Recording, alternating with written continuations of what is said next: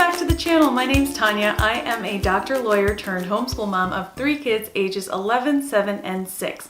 If you are interested in videos about secular homeschooling, raising a child with ADHD, and living a more essentialist lifestyle, you have come to the right place. So be sure to hit that subscribe button down below. In today's video, I'm going to be sharing 10 of my personal best tips for how to navigate the world of ADHD parenting during this strange time of quarantine. But before I get into those tips, I want to let you know that today's video is sponsored by moretooadhd.com, which is a new website designed for us parents of children with ADHD on navigating how to best scaffold them as they grow, as they go to school, as they learn, as they manage their executive functioning skills, etc.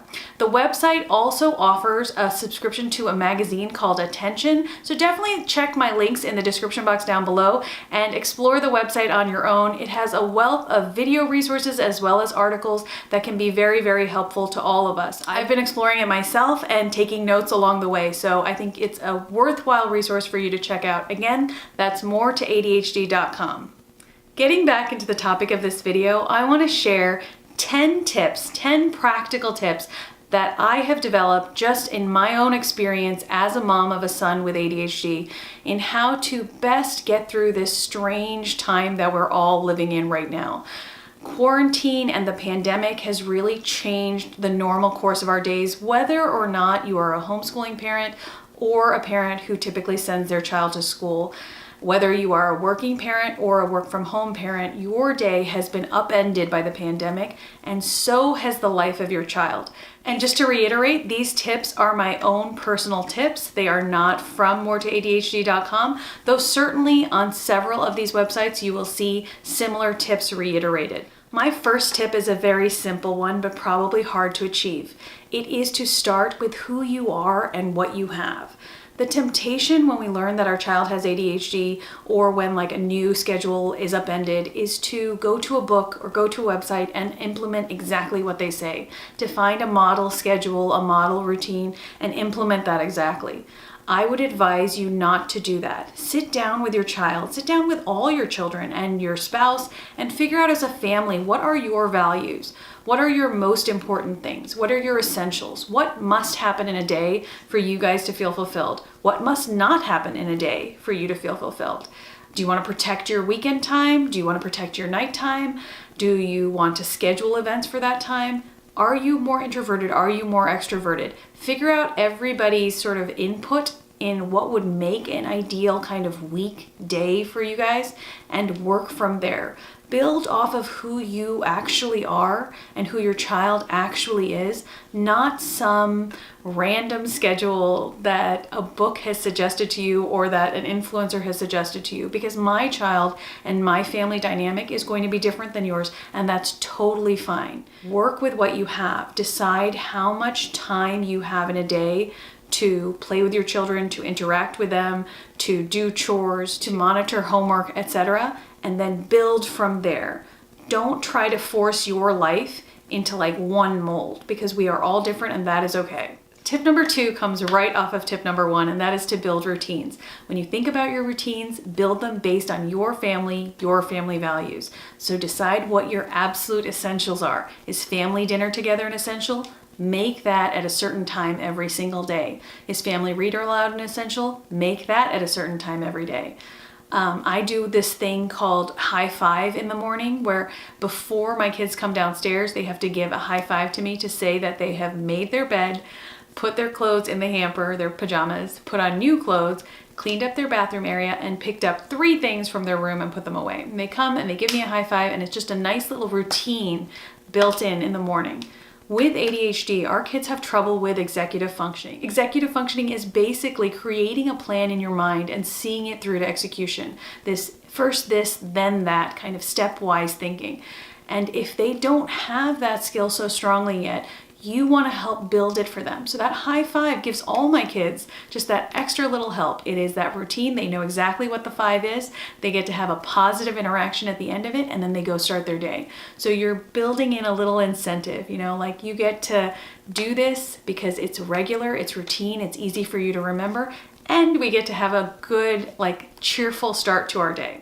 My third tip is to pack chores and the necessary activities of our day into those routines. Build chores and things into the regular rhythm of the day. So as I said with a high five, those are their personal chores. It's built into the rhythm of the day. When my kids get downstairs, they have their each individual chores. And after lots of periods of trial and error, I realized that for my kids, it works best if every child has the same chore in the morning every day. So the youngest, who's just turned 6, puts new soap in the dishwasher, gets out the cereal bowls and the silverware. The eldest fills the water bottles for everybody. The middle child gets out fruit. She gets to select it. She feels empowered that way. She puts it on the cutting table. Everything's ready to go. That gives them responsibility, that invests them in the family structure. It's really important to make it easy, right? So wherever you can make things like that easy on yourself, do that. My fourth tip is also about making routines easy. Tie things to inflexible points, like times and days of the week. We have a system where twice a week, each one of my 3 children is called first helper and first one on call. Basically what that means is, for example, on Sunday and Wednesday is my eldest's day. And on that day, he gets to be first helper. If I need anybody extra, like if I'm painting something or if I'm vacuuming something, they get to be the one to help me. But they also get to be the first chooser. So if we're in the car, they get to choose the song, they get to choose the DVD. If it's a movie that we're all gonna watch together in the afternoon, they get to choose that. They get the advantage of having one-on-one reading time with mom that night. They get advantages at the same time that they have increased responsibility. On their day of the week, once a week, they also do their own laundry. I have Alexa remind them that they have to bring their laundry down right around breakfast time, so they've already gotten their day started. They feel empowered. They know that they're responsible for their own things, and we're making it easy for them because it is the same every single week. They know that this is their laundry day. The Alexa's giving them an extra reminder. I can give them an extra reminder.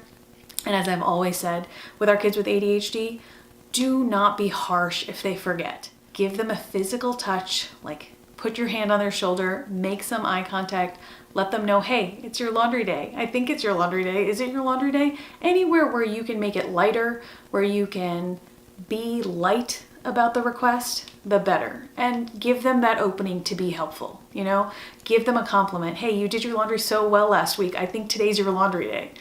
Wherever you can say it in a positive way, do it that way. I kind of talked about tip number 5 already, which is tying that reward to the responsibility. When we talk about stacking our habits, when we talk about replacing bad habits with good ones, we want to stack them with things that already work with our routine, right? We want to make them pleasurable experiences. So if we exchange, for example, an extra 5 minutes in front of the television for doing our laundry, we want to make that a positive exchange. We want to make it a naturally good thing. So if it becomes a thing where you are always yelling at them to do their laundry, then they've exchanged good time for a bad time. So try to make it as positive as possible. Try to help them with it if they need it. And when they're free to do it on their own, let them do it on their own. Let them take responsibility for it. If it's not the best way of doing it, let that slide. They will pick up all those skills as they go on. Help them out until they can get there themselves. But if it's 90% good enough, that is good enough. Give them all the praise in the world, really. Every one of us as human beings wants to be praised. Every one of us wants that human connection where we feel like people like having me around. So when you fold in these chores and things like that, when you tie them to days, give them that positive reinforcement, you're doing an awesome job. Thank you so much.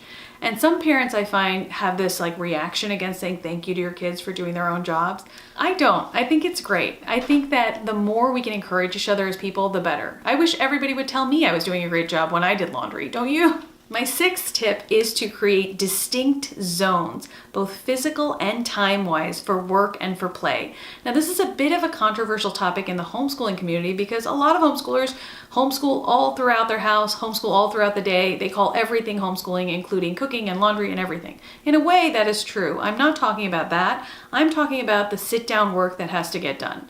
I'm talking about the worksheets or the math or whatever you have to turn into your teacher or the Zoom class, etc. Make it easy on your child. get a distraction-free area so that your child can really have their best shot at focusing. Don't let them do their Zoom class where all of their toys are, because that's not going to work out well. You can't get frustrated at them later because they played with all their Legos at the same time if they weren't supposed to.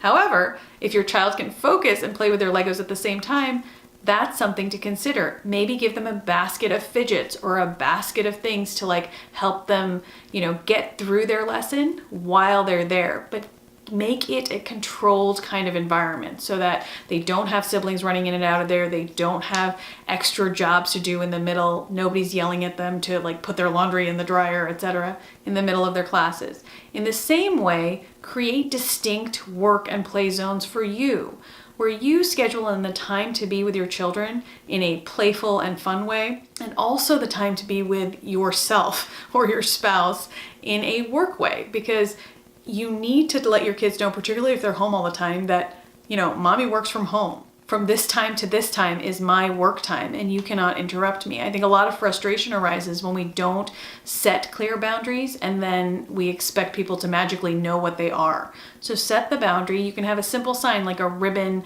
on a doorknob or a little sign out that says, working. Please come back later unless it's an emergency. Clarify what that emergency is. I think setting our boundaries for ourselves and for our children during this time of work and school from home is essential. Tip number 7 is to make learning comfortable whenever possible. We have this tendency to confuse comfort with easy, and those are not the same things. You don't have to make something incredibly easy for it to be comfortable. If a child wants to watch their Zoom class curled up with a blanket on the couch, let them do that. If they can focus better that way, great. If they want snacks at the same time, make sure they have snacks. If they want to have their basket of fidgets, let them have that. Figure out by asking them what makes them the most comfortable. How can we make you have a more enjoyable experience with what is admittedly kind of difficult for all of us? The best way to figure out what makes them comfortable is to talk to them and to do trial and error. Sometimes we think we want to sit down on the floor and do our class. Sometimes we are wrong. Sometimes that hurts and we don't get comfortable. So let them have that room for error and discuss that beforehand. Say that I'm going to work with you. These are my parameters. I need you to be in a quiet room. I need you to focus on your lesson. How can we best make that happen? What do you need to be more comfortable during this lesson? I think always reminding our kid that we're on their side, that we want this to be as comfortable as possible for them, that we don't want them to suffer at all, is really important. And it goes a long way to making them listen to us when we have actual requests of them that may be less comfortable, because they know that we are still on their side. There are just some things you can't get around. Tip number 8 is all about time and rhythms and our own personal body rhythms. So we're all different. There's morning people, there's night people, there's all sorts of different ways of learning and being most effective and efficient. I will say, for my child with ADHD, I have found it very helpful to schedule in break time and to use timers to let him know when they're coming. So for example, if I know that we have about an hour's worth of math ahead of us, I will break that up into 20-minute sections and give him a 10-minute break in between, because that way he can see the timer count down and he knows that at this time he's going to get a 10-minute break to do whatever he wants, and then at the end of that timer he can come back and continue, and it's not this endless slog. Time blindness is a common issue among children with ADHD, so a visual timer like a sand timer or a timer that shows the countdown going down is really helpful to a child with ADHD, and I've actually done specific videos on timers, so go ahead and check out my ADHD playlist and you can learn more about that. In terms of body rhythms, one of the things we incorporate in our homeschool is this Waldorf education idea of switching from one type of activity to another. So a more academic or head-based activity to a more body-based activity like yoga or doing your multiplication facts on a trampoline or something like that, to a more art or spirit-based activity where we're using our hands to create something, where we're painting or using clay, etc., to a more listening-based activity where perhaps I'm reading aloud and they're drawing or something. So we try to shift every half an hour so that we fall into this rhythm where we know something else is coming, so that we don't fall into this oh, I'm going to sit here forever kind of feeling.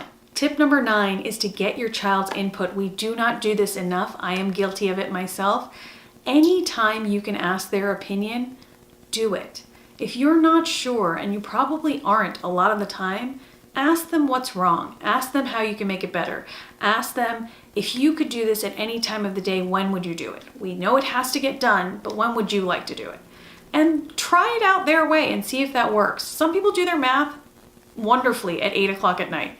If that's how it's going to go, let that be. Give your child some control over their own development, because honestly, we are all different, whether we have ADHD or not. And the earlier we can have power over our own schedule, over our own life, the more in control we feel and the more our executive functioning skills develop. If somebody else is always handling our plans for us, we don't have that need to really reflect and figure out how am I going to make this work? Which is what adulthood is about, which is what we're getting our children to, right? This is the goal, is to make them more self-sufficient in this way. So ask them their opinion, get their input, and then put it into place. Set your parameters, let them know what has to be done, but ask their input and respect it and see how it goes and be on their team. Sometimes their opinion won't work. Sometimes you'll try it out, it won't work. Maybe you go back to your way then. Or maybe you ask them, well, that didn't work. What would you like to do next? We can really give our children so much respect, and that in turn will help them develop their own executive functioning skills and their own sense of autonomy. Tip number 10 to round this out is just to notice the good. Whenever you can, give praise. Whenever you notice something good, give praise. I think that we as people thrive off of knowing that we're doing well. And I think whenever you can touch your child in a gentle way, whenever you can hug them or let them know that they've made you laugh, whenever you look at them with that smile crinkling your eyes, a little part of them grows. And it doesn't have to be the executive functioning part, and it doesn't have to be the self-control part, but a part of their actual spirit grows. And that is so, so important for all of us. So whenever you can say, you did an awesome job, wow, I'm impressed with that. Show me more. Tell me more about your idea. I think they feel seen. I think they feel valued. I think they realize that they are important to your family, that their behavior matters, their words matter, their self-control matters. So at every opportunity, try to see the good and try to note it. Notice it out loud for them so they know exactly how amazing they are. So those are my 10 personal tips for parenting a child with ADHD during this strange coronavirus pandemic time that we're living in right now. So just to remind you, this video was sponsored by moretoadhd.com. The tips provided are entirely my own, but the website does include several free resources for you to aid you and to guide you in this journey with your child. So be sure to check them out. All the relevant links will be in the description box down below. And as always, you guys, thank you so much for spending some of your time with me. I really do appreciate it, and I wish you the very best day.